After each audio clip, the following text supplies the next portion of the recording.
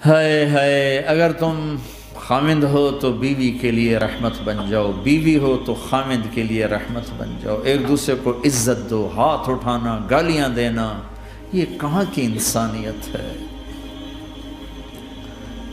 پھر ہمارا معاشرہ جوائنٹ فیملی سسٹم ہے، ساس ہو کر سسر ہو کر بچے اور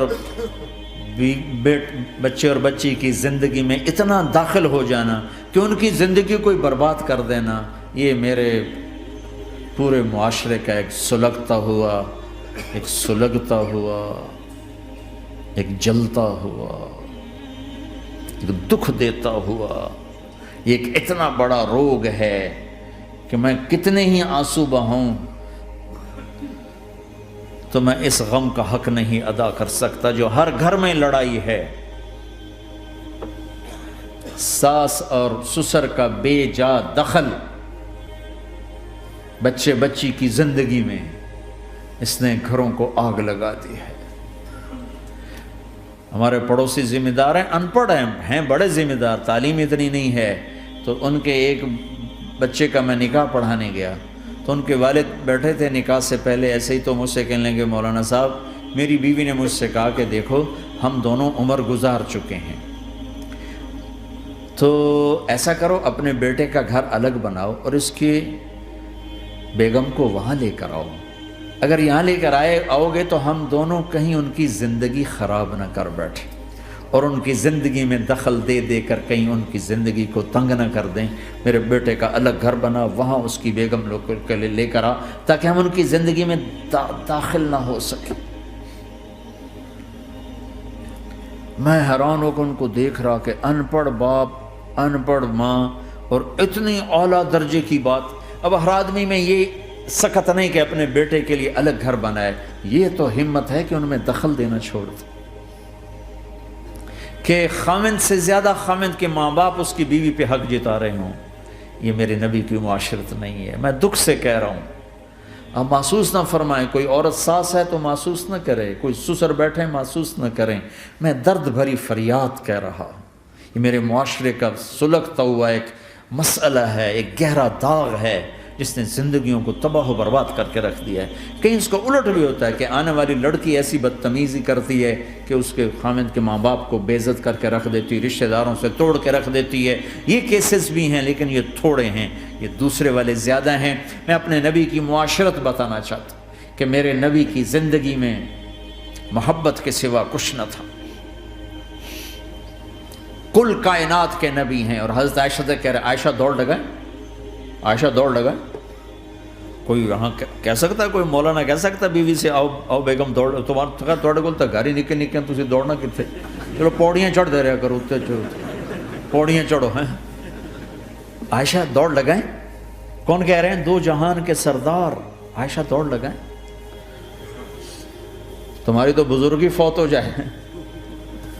تو آپ نے صحابہ سے کہا، ایک سفر سے واپس آ رہے، جاؤ بھائی سب آگے چلے جاؤ، وہ سارے آگے چلے گئے، جب وہ نظروں سے غائب ہو گئے، عائشہ آؤ دوڑ لگائیں، دونوں نے دوڑ لگائی۔ حضرت عائشہ فرماتی میں آگے نکل گئی، کچھ سال گزر گئے تو میں ذرا موٹی ہو گئی، تو ایک سفر سے واپس آ رہے تھے، آپ نے کہا صحابہ سے چلو بھائی آگے، سارے صحابہ آگے چل کے غائب ہو گئے، کوئی نظر نہیں آ رہا، تو پھر آپ نے کہا عائشہ دوڑ لگائیں، میں کہا لگائیں، کہا ہم نے لگائی تو میں ذرا موٹی ہو گئی تھی، تو نبی آگے نکل گئے، تو پھر آپ نے فرمایا ہذہ بتلک، عائشہ آج میں نے اپنا بدلہ لے لیا، اس وقت تم جیت گئی تھی، آج میں جیت گیا۔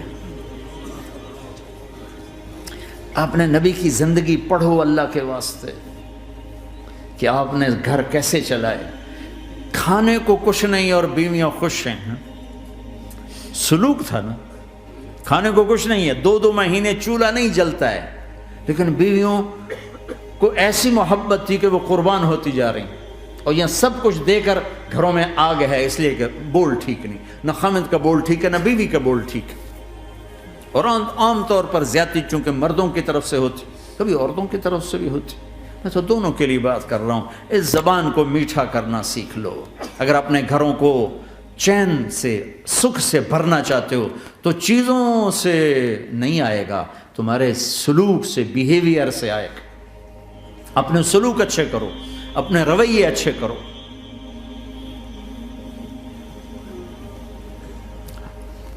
مسجد نبوی میں حبشہ کے لوگ، ایتھوپیا، وہ کر رہے تھے چھوٹے چھوٹے خنجر، اس کے ساتھ نا وہ رقص کر رہے تھے۔ تو حضرت عائشہ کے کان میں آواز پڑے کہ یا رسول اللہ میں نے دیکھنا ہے۔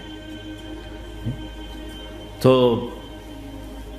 کوئی ہمارے ایسا ہوتا کہتا تو لایا نہیں کرتی، فضول کام دیکھتی، تو نبی کی بیوی کو چل بیٹھ قرآن پڑھ، چل مصلی پہ بیٹھ جا،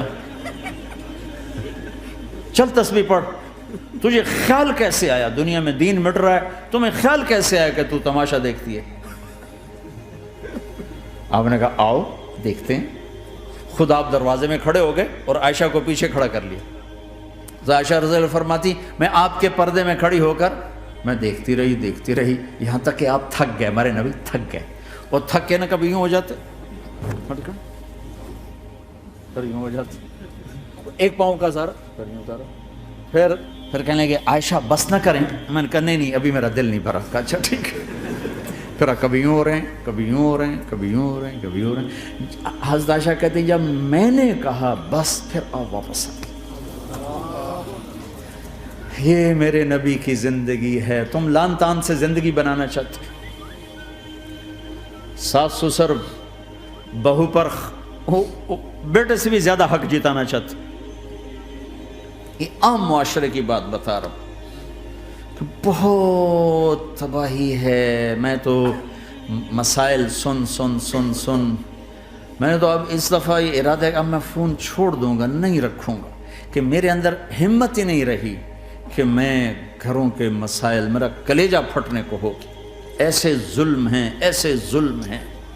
ہمارا سسرالی معاشرہ بڑا ظالم ہے، بڑا ظالم، 99.99% ظلم ہے۔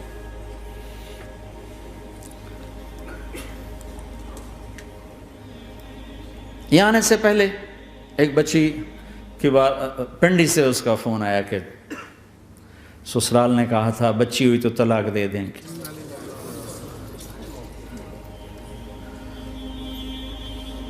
بچی ہو گئی، میں نے ہاتھ جوڑے، پاؤں پکڑے، میرا کیا قصور ہے، اللہ کی تقدیر ہے۔ طلاق دے دی، نکال دیا گھر سے۔ حج میں 2 بچہ بچی ساتھ تھے ابھی میرے حج میں، تو 22-23 سال کا بچہ تھا، اتنی سال کی بچی تھی، تو وہ میرے ساتھ حج میں اکٹھے تھے۔ تو ہم عرفات میں تھے، تو وہ بچہ میرے پاس آ گیا اور کہا بس مولانا میں اپنے گھر سے بڑا تنگ ہوں اور میں نے فیصلہ کیا میں جاتے اپنی بیوی کو طلاق دے دوں گا۔ میں نے کہا شادی کتنا عرصہ؟ کہا 3 سال۔ میں نے کہا بیٹا ایسا نہ کرو، میں جب حج سے ہم واپس جائیں گے نا عزیزیہ میں، تو تم دونوں میاں بیوی میرے پاس آنا۔ تو ہم جب واپس گئے تو میں نے پہلے اس کی بچی کو بلایا اور وہ خود ہی ملنے آ گئے کہ میرے کچھ مسائل ہیں۔ پھر اس نے بیچارے نے اپنا دکھڑا شروع کیا، تو کہا جی 1 سال بچہ نہیں ہوا تو میری ساس نے مجھے اتنا ذلیل کیا، سسرال نے، یہ تو بانجھ ہے، یہ تو بانجھ ہے، اس کا تو ہونا ہی نہیں ہے، اور اتنے تانے کہ میرے ماں باپ بھی رو برا حال، میرا رو برا حال۔ پھر آخر یہ ہوا کہ چلو میڈیکلی دیکھا جائے، ٹیسٹ کیا گیا تو فالٹ بچے میں نکلا، میں تو کلیئر تھی، تو پھر میری ساس کی ٹیپ بدل گئی۔ تو تقدیر ہے، تقدیر میں لکھا تھا ایسے ہی، تقدیر ہے، اب تقدیر آ گئی، اللہ کی رضا پہ پہلے اس کو ذلیل کیا ہوا تھا، اور جب بیٹے میں فالٹ نکلا تو اب یہ تو تقدیر ہے، تو اللہ کی رضا پہ راضی ہو جائے۔ یہ چھوٹے چھوٹے مسائل۔ جب میں نے تھوڑی سی ان سے سٹنگ کی تو ابھی میں اس سے فون سے ان ٹچ ہوں کہ کہیں یہ پھر بے وقوفی نہ کر بیٹھے۔ کہا مولانا ہمارا گھر سکھی ہو گیا پر ماں باپ دونوں ناراض ہو گئے۔ میں نے ان کی ناراضگی کی فکر نہ کر، انہیں راضی کرنا تیرے ذمے، تیری بیوی کے ذمے نہیں ہے، تو اپنا حسن سلوک باقی رکھ۔ اس حد تک یہ ہمارے گھروں میں جو نہ جاننے کی وجہ سے دیکھو تمہارے یہاں ٹریفک کا سسٹم کتنا اچھا ہے، 10,000 گاڑیاں چل رہی ہوں، ٹریفک بلاک نہیں ہوتی، چل رہی ہوتی، چونکہ ہر آدمی اپنی لائن میں چل رہا ہے۔ اور ہمارے پاکستان میں 10 گاڑیاں کٹھی ہو کے سر پھنسا کے کھڑی ہو جاتی ہیں، ساری رات کھلوتے رہتے ہیں، راہ نہیں دیتے، کھلوتے ہیں کئی دفعہ او تو ہٹ او تو ہٹ او تو پیچھے ہو 200 گاڑیاں ادھر 200 ادھر. یہ چونکہ میں روز سڑکوں پہ چلتا ہوں، روز یہ تماشا دیکھتا ہوں. اگر تم اپنی لائن میں رہو تو کوئی فساد ہی نہیں. جب تم اپنا بیریئر کراس کرتے ہو پھر فساد شروع ہو جاتا.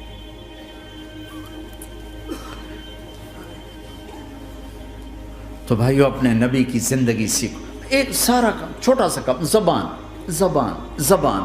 غیبت چھوڑ دو، جھوٹ چھوڑ دو، گالی چھوڑ دو، تانا چھوڑ دو، طنز چھوڑ دو، برا بھلا کہنا چھوڑ دو، بلکہ حوصلہ افزائی کرو، تعریف کرو. ایک ہماری دھوبن تھی ماسی شریفہ، مرحوم 85 میں فوت ہوئی، سن 85، بہت لڑاکی تھی. تو وہ آگے ایک دن میری بہن کے پاس کہنے لگی بی بی میری یہ نوہ میں نال بڑا لڑتی آپ تھی، میں نے کوئی تویز دے ساریا میری یہ نوکر بن گیا.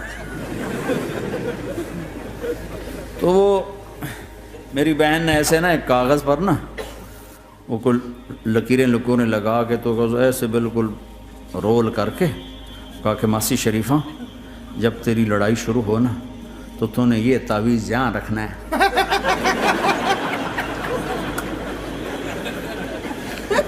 اور اس کو گرنے نہیں دینا، اگر یہ گر گیا تو بڑا فساد ہو جائے گا. اب کیا چکر تھا، چپ کرانا تھا اس کو، لڑائی تو ساری اس کی تھی. ہفتے کے بعد وہ آگے بی بی تو تا ایسا تویت دیتا ہے ساری لڑائی مک گئی.